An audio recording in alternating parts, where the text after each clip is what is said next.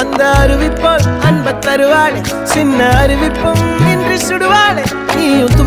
தும்மிடி ஆயுசு நூறாக என் உயிர் உன்னோட பத்திர சொத்தாக என் பார்வை உன்னோடு உன் பொம்மை கண்ணோடு பேசாமல் விண்ணோடு நாம் மிதந்து போவோம் காதாரா அடியானோ நான் தாங்க மாறோடு